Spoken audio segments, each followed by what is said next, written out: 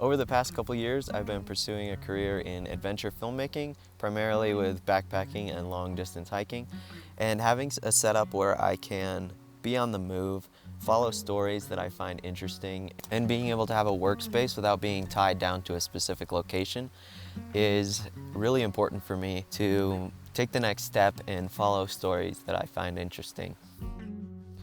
So I bought this van and built it out and moved from Atlanta, Georgia out to Salt Lake City.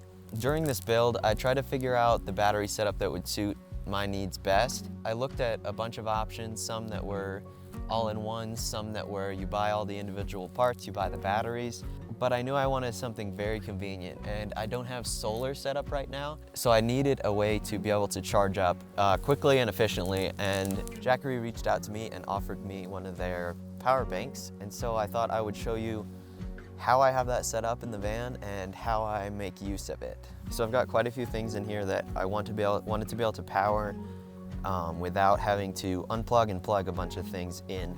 So the main things are I've got an overhead light, I've got lights in the cabinet, I've got a little charging station above the driver's seat, and also I've got this desk where I will be editing off of my laptop and be able to charge with a regular outlet.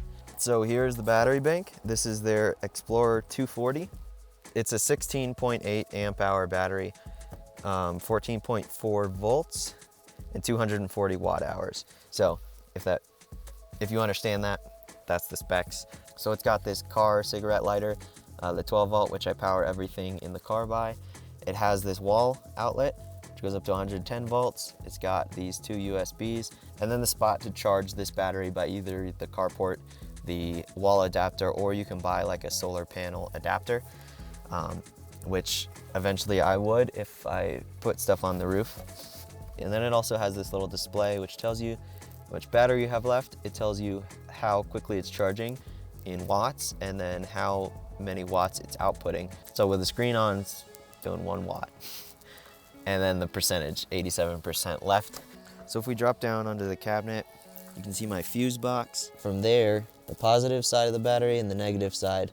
And this runs through this panel and down under the flooring, back through there. The positive and negative comes out here. And I've ghetto rigged it to this guy. All I did was touch the cables and tape it with painter's tape. This will be fixed very soon, don't worry. I know, that's not the best. When I plug this into here, there's a button beside each port which you want to turn on. When you hit that, if you hear the beep, that's my fan letting me know that I have power going on.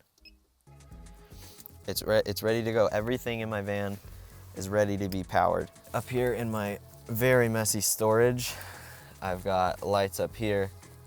Then by my front door, I have this switch, which powers this light.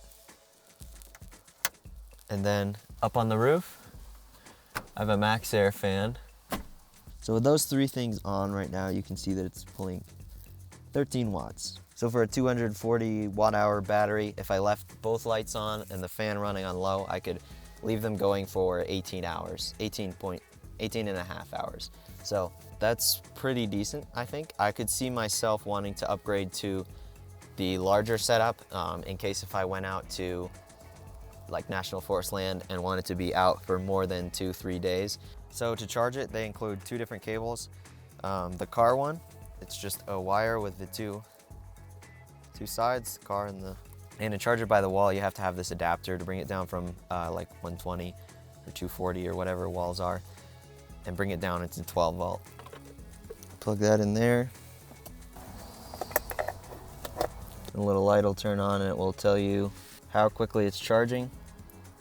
35 watts. So if it's charging at 35 watts to get to 240, it would take like just under 7 hours. So if you're on a road trip, you can get it fully charged. But yeah, that's basically it about the Jackery Explorer 240.